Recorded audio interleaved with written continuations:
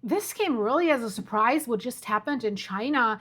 Such a damage and devastation from an earthquake. I saw it like a few hours ago, and I'm like, I have to wait if that's really true, because it's surprising where this happened. Because Guangxi, that's the region. That is not China's most famous earthquake zone. The biggest disasters in China are usually farther west in places like Sichuan, Yunnan, Tibet, for example, right? And the edge of the Tibetan plateau, where we have the India-Eurasia collision that is crushing the crust, where these tectonic plates are crushing at each other.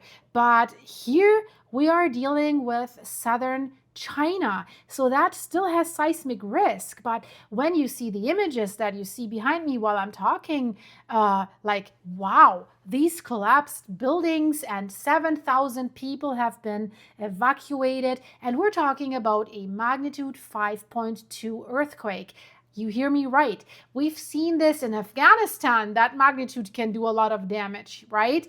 But there, the homes are built a little bit different. But keep in mind, we're talking about Campi Flegrei very often, where the engineers and the scientists are telling us if Naples has a just magnitude 5 or a little bit higher, 5.1, we could see hundreds of thousands of people gone and buildings collapse. So 5.2 just hit southern China, and the images are like, yeah, surprising and sad.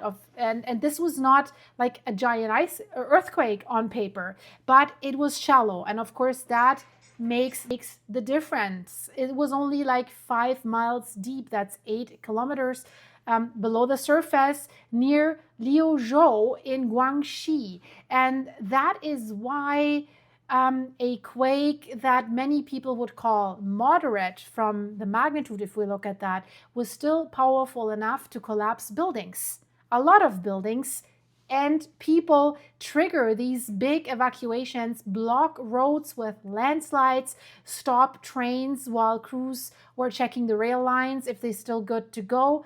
And that happened just after midnight local Beijing time, which is also not good, like 12:20 something, when most people are asleep, right? The timing matters, because when we're dealing with a shallow earthquake and it hits close to homes in the middle of the night, the people have almost absolutely no warning, and the shaking arrives fast, and everyone is inside houses that could potentially collapse. And if the shaking arrives fast, the weak buildings fail fast. And by the time people wake up and they understand what is happening, the damage may have already been done. This is what's so frightening. So we know, and that is just the preliminary report, at least 13 buildings have collapsed, more than 7,000 people evacuated, 2 people lost, several others were hospitalized. So the big question is, 5.2, why did buildings collapse? Answer is just not the magnitude. Magnitude tells us how much energy was released underneath the ground, but damage depends on where the energy goes. Of course, how shallow is the rupture? What kind of ground sits underneath these homes, these buildings that collapse, right? How strong were these buildings in the first place before the shaking started? And of course, I said it was shallow. Shallow quake does not have much distance to lose its energy before the waves hit the surface. So the shaking can be way sharper near the epicenter.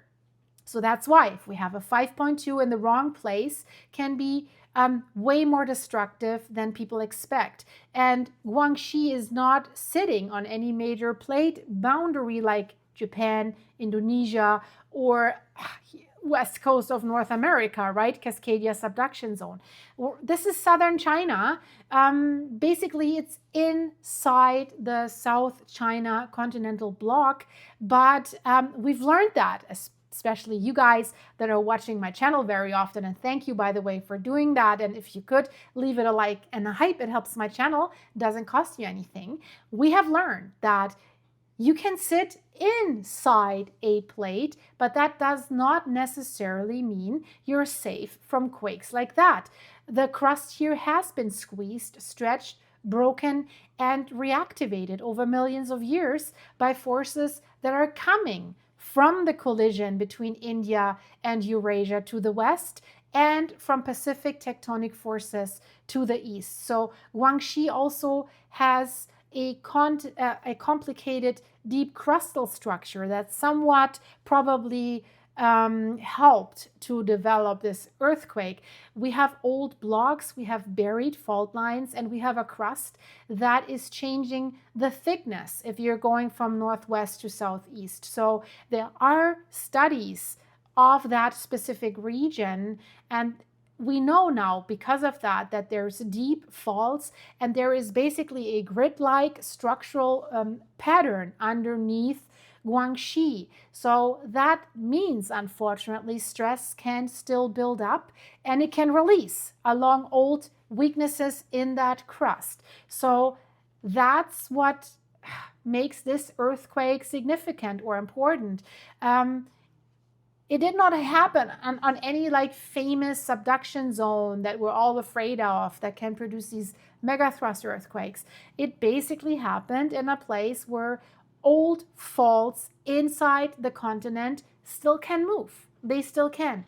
And when one of those faults slips close to the surface, shaking can be very, very damaging locally. Let's have a look at that building collapse problem, right? You'd say 5.2. Well, buildings are collapsing.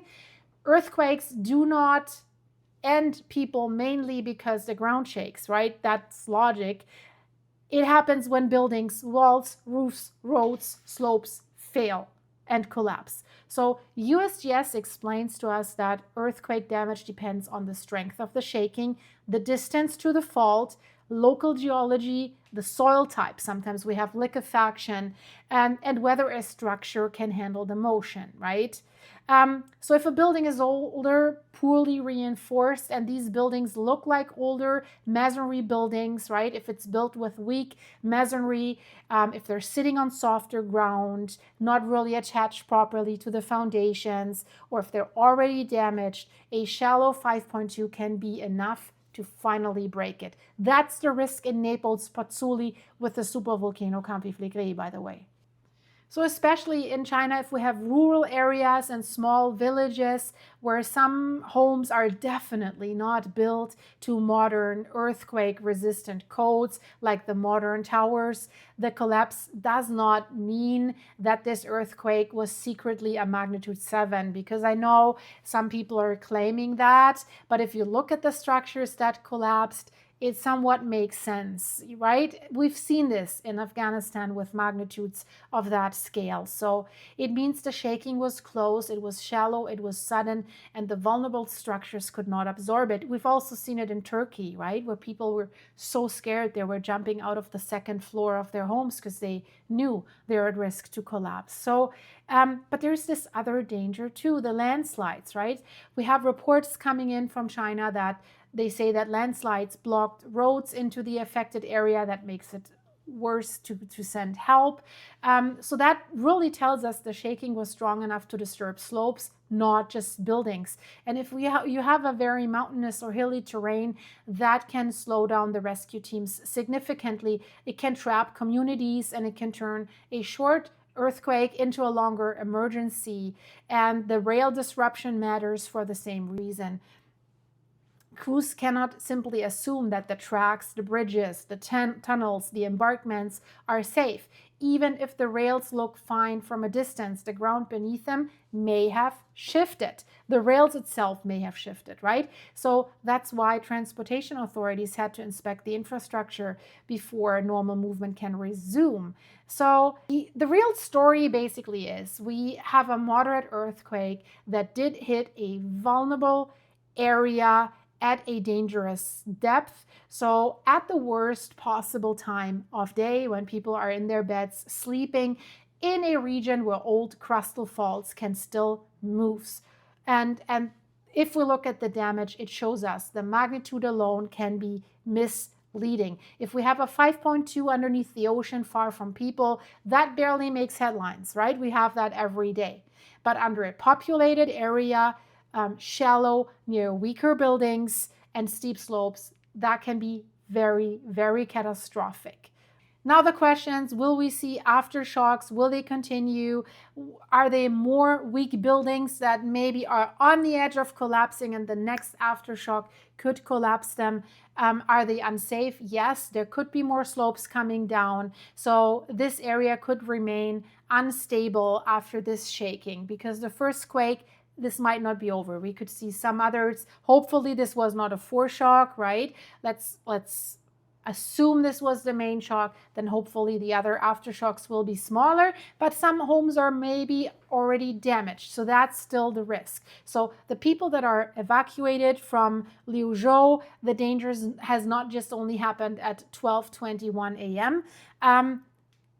It's what the shaking damaged, loosened, left behind, and the risk that still exists. I will keep you updated, guys. Thanks for watching. Check out the other stuff that's happening around the world. It's absolutely crazy.